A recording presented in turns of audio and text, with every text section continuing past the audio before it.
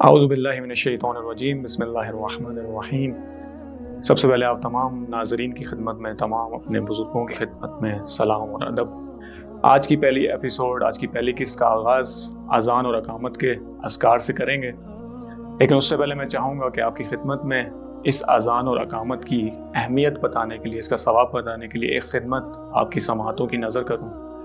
मासूम अलैहिस्सलाम फरमाते हैं कि जो शख्स नमाज से पहले, मसलन अगर वो फुरादा नमाज पढ़ रहा है, अगर नमाज से पहले वो अज़ान और अकामत कहे तो उसके पीछे मलाइका की, फरिश्तों की 2 सफ़ें नमाज जमात अदा करेंगे। तो मासूम से पूछा गया कि ए इमाम, उन सफ़ों की तूल और अर्ज़ कितनी होगी? तो इमाम ने फरमाया कम अज़ कम उस सफ़ों की तूल, उस सफ़ों की लंबाई मशरिक़ से मगरिब तक होगी, और ज़्यादा से ज़्यादा उसकी लंबाई, जितना आसमान और ज़मीन का फासला है इतनी ज़्यादा उसकी लंबाई होगी।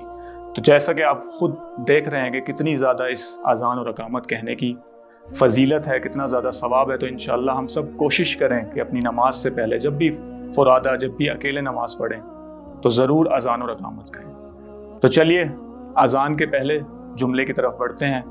अज़ान का पहला जुमला अल्लाहु अकबर। अल्लाह के मायने की, जैसा कि हम सबको ज़रूरत नहीं है, अल्लाह का मतलब यानी अल्लाह, अल अकबर यानी सबसे बड़ा। तो अल्लाह अकबर का अगर पूरा मायने करें तो उसका मतलब होगा अल्लाह सबसे बड़ा है।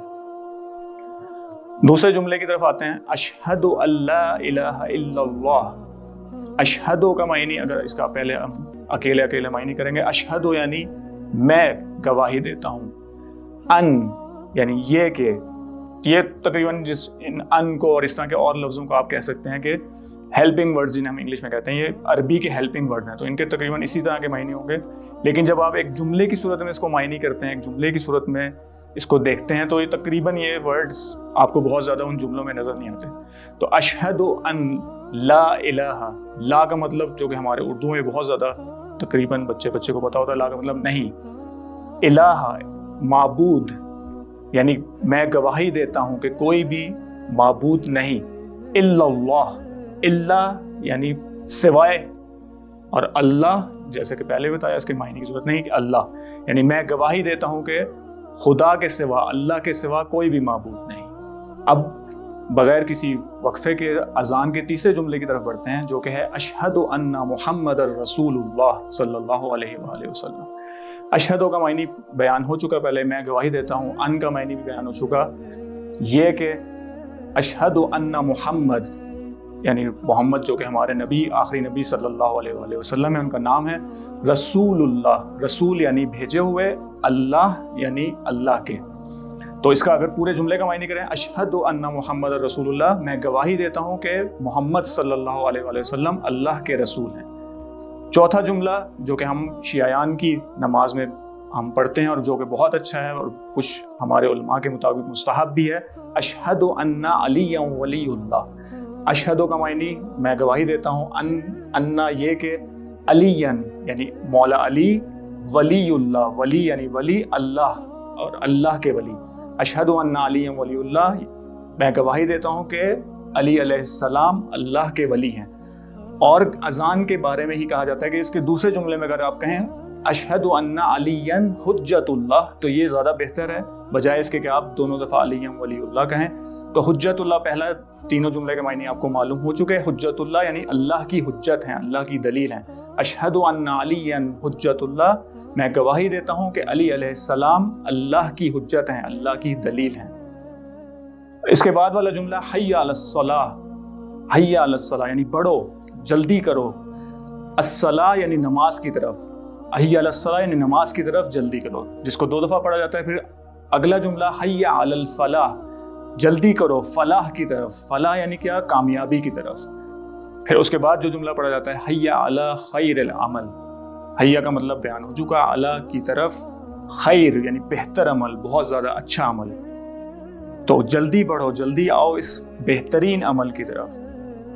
हय्या अला खैरिल अमल के बाद 2 दफ़ा दोबारा अल्लाहु अकबर पढ़ा जाता है, जो कि जिसका तर्जुमा बयान हो चुका, और फिर 2 दफ़ा ला इलाहा इल्लल्लाह। ला का मतलब नहीं, इला का मतलब माबूद, जो कि ऊपर भी जिक्र हो चुका, पहले जिक्र हो चुका। ला इलाहा इल्लल्लाह यानी कोई माबूद नहीं अल्लाह के सिवा। یہاں پہ اذان ختم ہوتی ہے. اقامت بھی اذان کی طرح ہی ہے, صرف کچھ اذکار کم ہے. جیسے ہم نے اذان میں 4 دفعہ اللہ اکبر کہتے ہیں, اس میں 2 دفعہ شروع میں اللہ اکبر کہا جاتا ہے. اس کے بعد تقریباً ساری کی ساری سیم ہے. اور یہاں پر حی علی خیر العمل کے بعد 2 دفعہ قد قامت الصلاۃ کہا جاتا ہے, جس کا ترجمہ بھی میں آپ کو پیش کرتا ہوں. اور قد قامت الصلاۃ کے بعد لا الہ الا اللہ صرف 1 دفعہ کہا جاتا ہے. تو قد قامت الصلاۃ کا ترجمہ ہے قد یعنی یقیناً, کوئی شک نہیں. قامت یعنی کھڑی ہو چکی, قیام کر چکی. الصلاۃ نماز یعنی یقیناً نماز قیام کر چکی, نماز کھڑی ہو چکی. اور یہاں پر اذان اور اقامت کا ترجمہ ختم ہوتا ہے. بس اس قص کا اختتام ایک روایت کے ساتھ کرتے ہیں, جس میں رسول خدا صلی اللہ علیہ وآلہ وسلم فرماتے ہیں کہ جو شخص بھی نماز سے پہلے اذان اور اقامت کہے, اس کا ثواب اس شہید کی طرح ہے جو کہ خون میں جیسے شہید لت پت ہوتا ہے, اسی طرح وہ نمازی نماز سے پہلے اذان اور اقامت کہے گا, اسی طرح وہ شہید کے ثواب کے برابر اس کا ثواب کہا جائے گا. اس قص کا اختتام اس دعا کے ساتھ کرتے ہیں کہ خداوند متعال ہمیں اذکار کا ترجمہ سیکھنے کی توفیق عطا فرمائے, اور انشاءاللہ اس پر جو روایت ہم بیان کر چکے ہیں اس پر عمل کرنے کی توفیق عطا فرمائے. والسلام علیکم ورحمۃ اللہ وبرکاتہ.